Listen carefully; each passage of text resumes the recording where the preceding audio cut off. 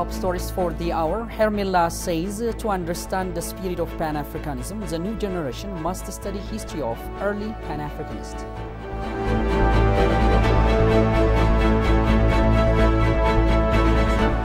And efforts are well underway to encourage domestic pharmaceutical companies.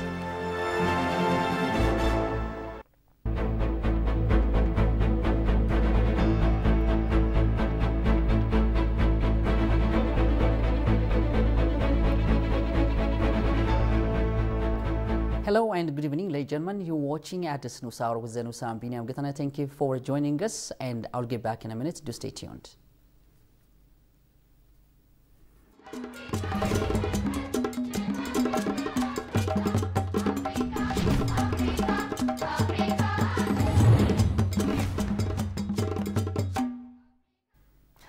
Welcome back once again, and now the news in full. Do stay tuned. Hermila Aregawi, an international journalist and the voice of Ethiopia on the world stage at various times, as well as known for No More Struggle, explains that it is possible to understand the true spirit of Pan-Africanism by studying and learning the history of Pan-Africanists. Approached by ETV, Hermila said, the Pan-Africanism is an intergenerational struggle, and the more we understand it, the more we can avoid conflicts in Africa. Johannes van Town has the full story. Take a look. Before the Pan-Africanist movement took an institutional form in the mid-20th century, it is said that it started with transatlantic slave Africans, and it was a struggle for the right to seek justice and natural freedom. The Pan-Africanism movement that started with this struggle for rights has grown into a struggle to liberate Africa from its colonial rulers, and beyond that to a struggle to unite Africa as a pioneers like Kwame Nkrumah. The struggle that started with the abhorrence of slavery freed Africa from the European imperialists still continues to struggle to realize a prosperous and united Africa by opposing colonialism and political and economic domination. The role played by the diaspora community in Africa and the countries within it is very important. Journalist Hermila Aregawi, who has been one of the voices on the world stage when various pressures have been put on Ethiopia by the West for the past few years, said in her interview with ETV that the more we understand Pan-Africanism, the more we can avoid civil war in Africa. There are a lot of common problems that African countries have, and so if you can get curious about that, then you're less likely to be in conflict with each other, and really just learn about the things that are getting in the way, and help each other in that process. According to Hermila, to know more about the true spirit of Pan-Africanism, the generation should learn about the history of Pan-Africanists. I think there's a lot of interest, but I think a lot of people don't know what we're actually talking about when it comes to Pan-Africanism, but it's okay.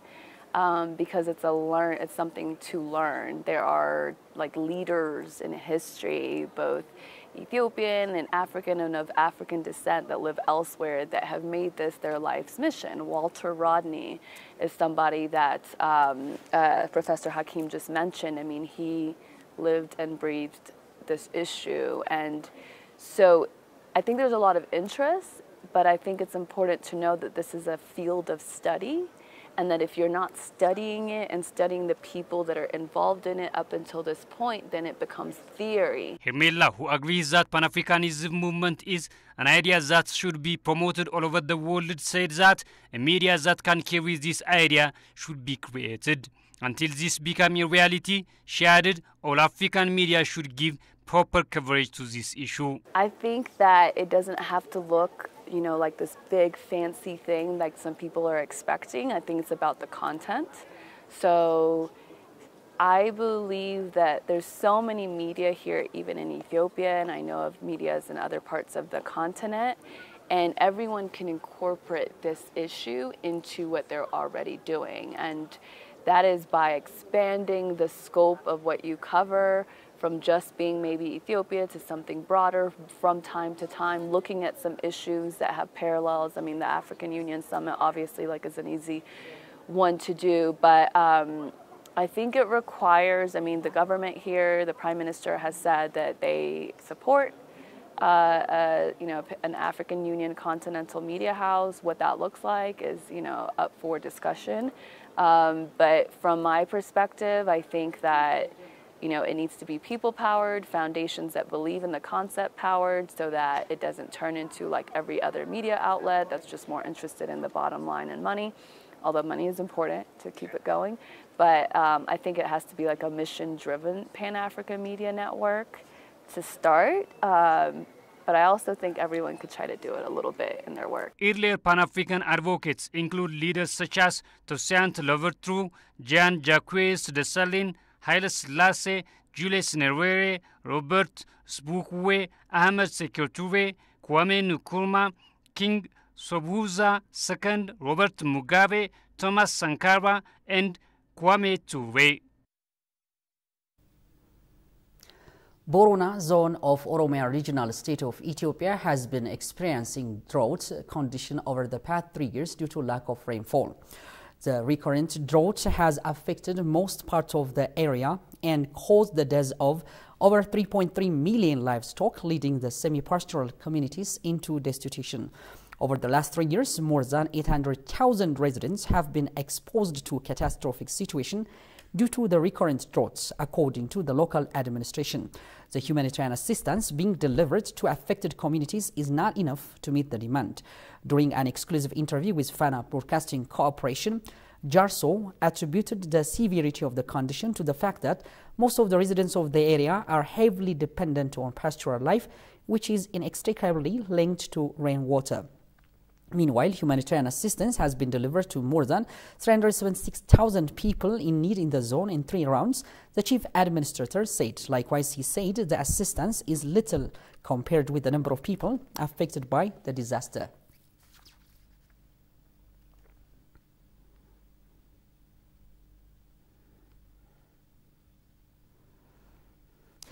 Another domain, Dr. Abraham Balai, the State Minister of Defense, stressed that an effective consultation to allow Ethiopia and Abu Dhabi to work together in the field of defense industry development and investment. He said this during his stay at the International Defense Exhibition and Conference 2023 in Abu Dhabi.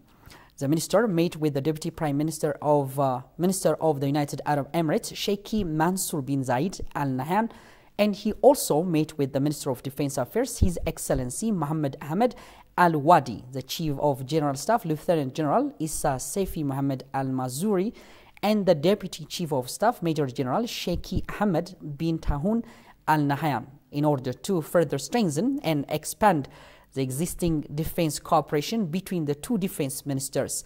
Abraham further added that, considering the long-term importance of development and investment of the defense industry to the institution and the country as a whole, in addition to exchanging best practices in these sectors, a productive meeting was held following to a call to the United Arab Emirates to jointly invest in these sectors in Ethiopia.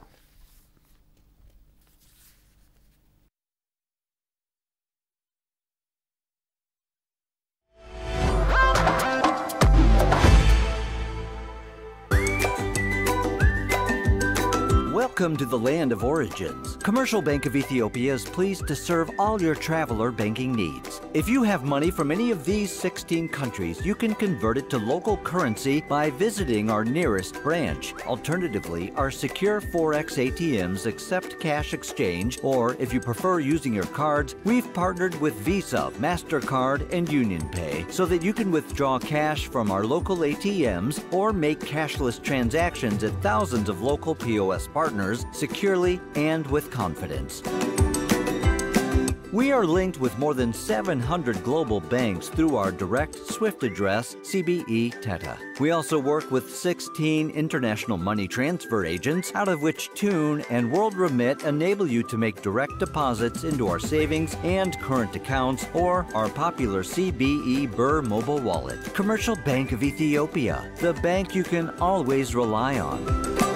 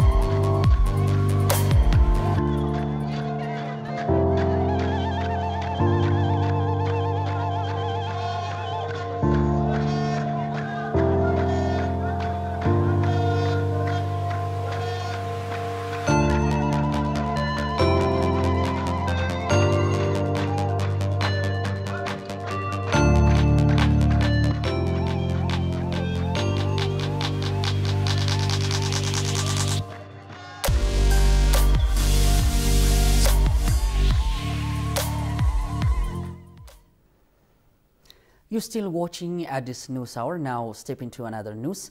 The Ministry of Health said activities are well underway to improve the domestic drug supply by encouraging domestic pharmaceutical producers. The 7th Ethio Health Conference kicked off today in Addis Ababa. Haftam Ashagri has more on this. Recently, only 13 drug factories are producing medicines in Ethiopia. These factories cover only 40% of the total medicine coverage of the nation. Giving prime attention is said to be critical to domestic medicine factories to increase the performance of producing medicines to substitute the imported drugs abroad.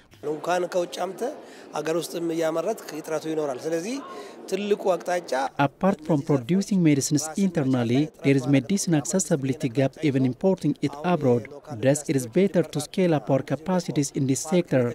The government gives prime attention to encourage local pharmaceutical companies by constructing parks. To bring sustainable solutions, it is better to increase our drug producing capacity. Encouraging local pharmaceutical companies is critical to substitute imported drugs by local companies as well as to provide medicines with a reasonable price.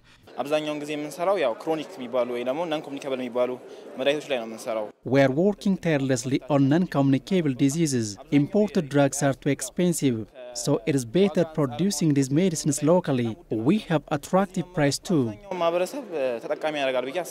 To alleviate challenges related with health equipments, domestic companies are starting to produce expensive health equipments locally.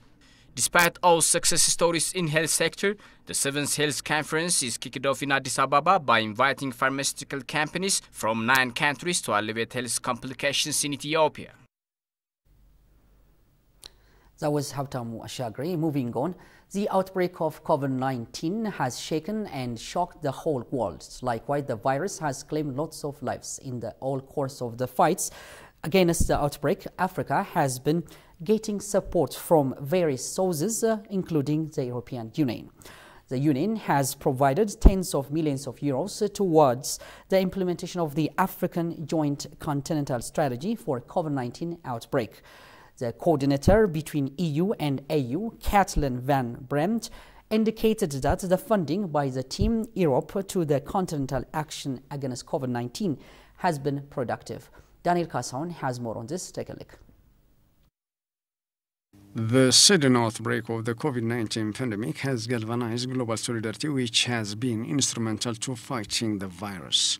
During the difficult times so far, partnership between Team Europe and the African Union has become strong and reliable.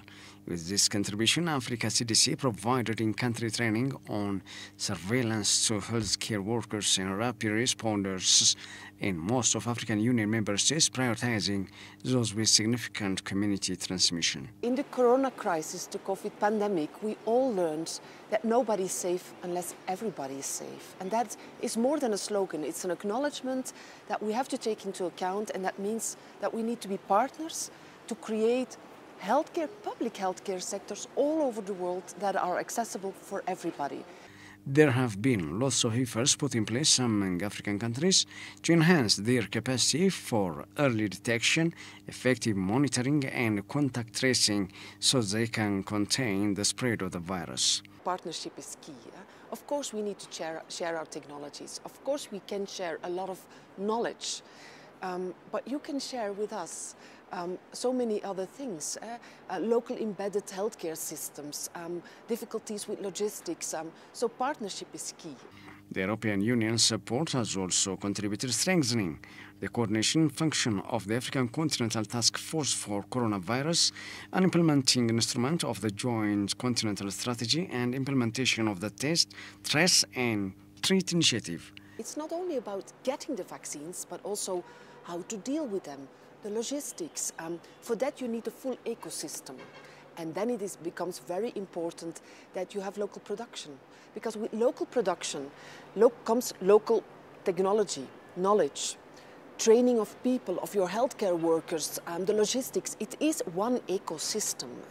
Today, the African continent imports almost all of its vaccines. As we speak, the pandemic is still a global challenge and it requires everybody working together with a unique level of cooperation. French ambassador to Ethiopia, Remy Marichal, stated that his country will provide strategic support to the activities of the National Rehabilitation Commission of Ethiopia. National Rehabilitation Commission Commissioner Teshome Toga held talks with the French ambassador to Ethiopia, Remy Marichal, and the embassy's military attaché, Colonel Jean-Marc. During the discussion, Teshome Toga outlined the Commissioner's preparatory phase and the strategic partnership, as well as the works to be carried out in the cooperation with development partners. Ambassador Remy Marichal, for his part, pledged that his government will provide all-round support to the Commission to undertake its tasks effectively, according to a social media post by the Ministry of Peace Ethiopia. It is to be recalled that the National Rehabilitation Commission was established on November 12, 2022, to bring a peaceful resolution to armed conflicts in all parts of the country. The Commission was also established to enable members of the organized forces to participate in development, peace and democracy building activities in Ethiopia so that they can reintegrate into their communities and lead a peaceful life in a sustainable way.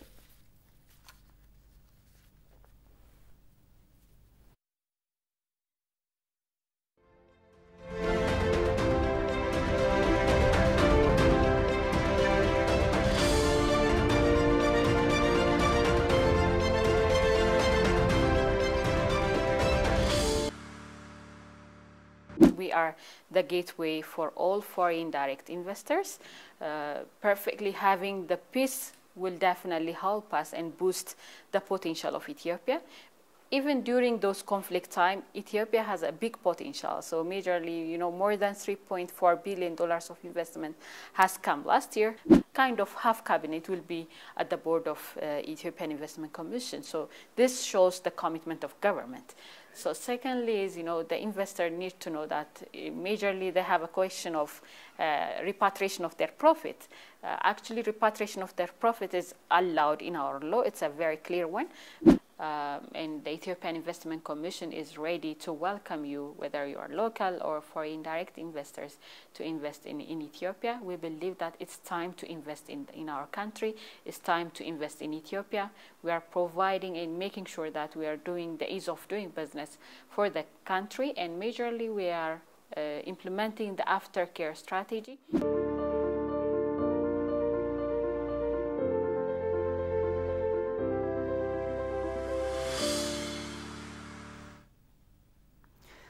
Addis Ababa University President Assa Waldehana said Africa needs its own media to tell the world the truth. The president also underscored that media plays a major role in selling the policies and letting people buy ideas while building good image of their respecting countries. Goshu Meleso has compiled the full story from Ethiopian News Agency. Have a look. The image and story of Africa have been distorted and wrongly portrayed for long, and it is time to establish a continental media house that tells the true story of the continent. Prime Minister Abiy Ahmed at the 36th AU Summit stressed that the need to establish continental media house. I stressed the need for Africa to tell her own story and not allow others to tell it in the service of their own interest. In this respect, please allow me to reiterate yet again the need to establish an Africa Union continental media house. Until Africa tells her own stories, her image will remain distorted. A distortion that affects not just how others view us, but also how we view ourselves.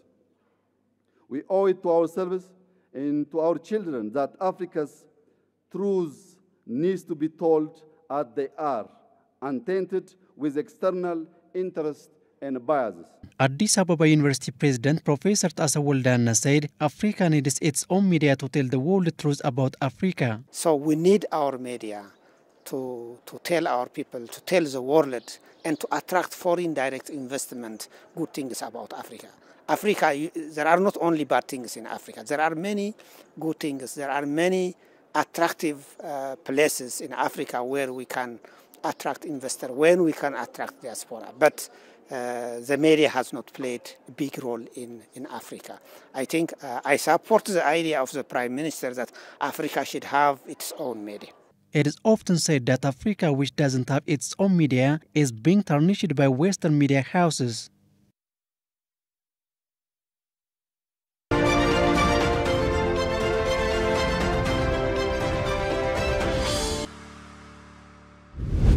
It was difficult to understand why Ethiopia didn't have a stock market. We scoured the world. For example, an economy of Ethiopia's size, but close to $130 billion, that doesn't have a stock market anywhere in the world, you can't find. So these are like the 5 pillars. Now, within each one of them, there are subsectors, right? So when we talk about manufacturing, Ethiopia has excellent opportunity to attract labor-intensive manufacturing, clothing, shoes, that kind of stuff. You know, one of the reasons I always focus on this is because labor-intensive industries that used to go to China. Simple word, Ethiopia is open for business. I mean, I think that's the best way to just, if we were to give it a tagline, open for business, right? But I will answer yours specific. So, one of the most exciting reforms, what I call a mega reform, that has happened in the last 2 years in the economic sector, is telecoms.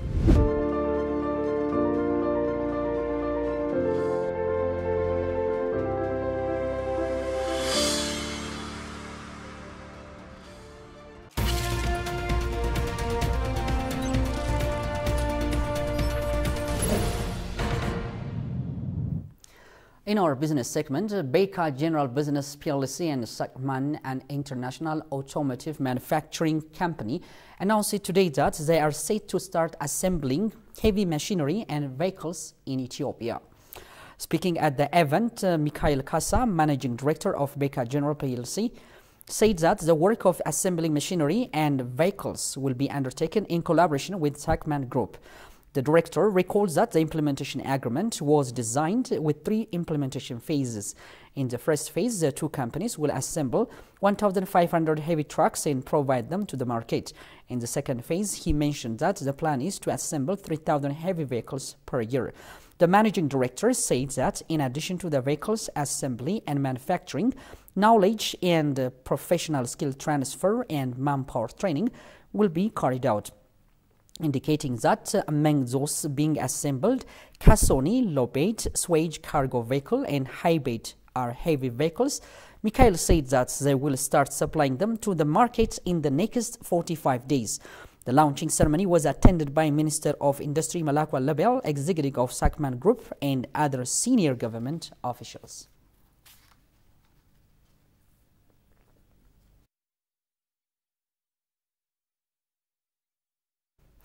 And finally, United Nations marks a 1 year of Ukraine war with the vote as Germany and China clash over supply of weapon.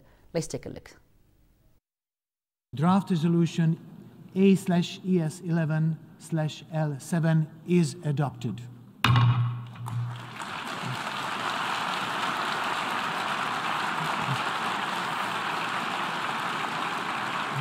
The result of the vote is as follows.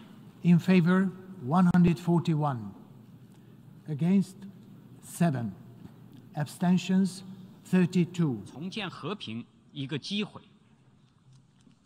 第三，国际社会要为劝和促谈作出共同努力。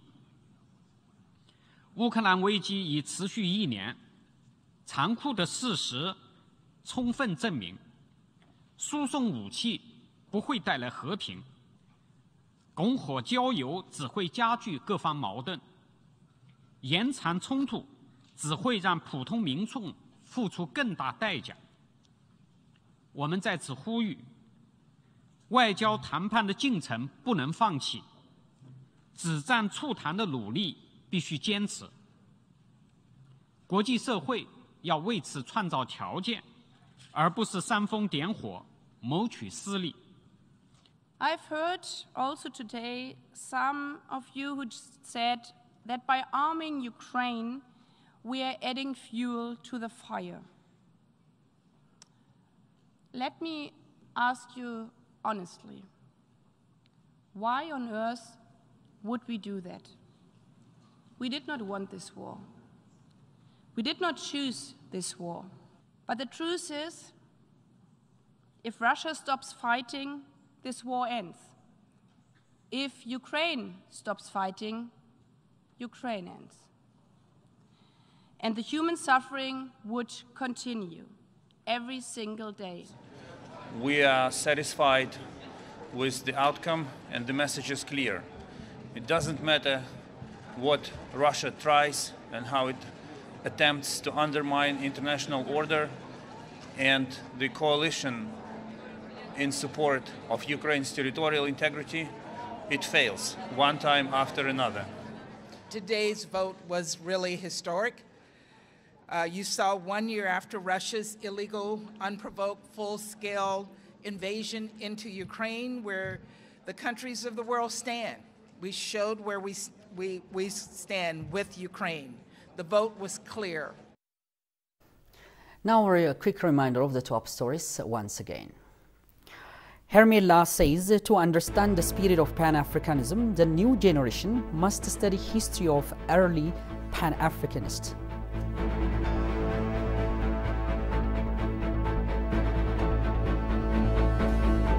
And efforts are well underway to encourage domestic pharmaceutical companies.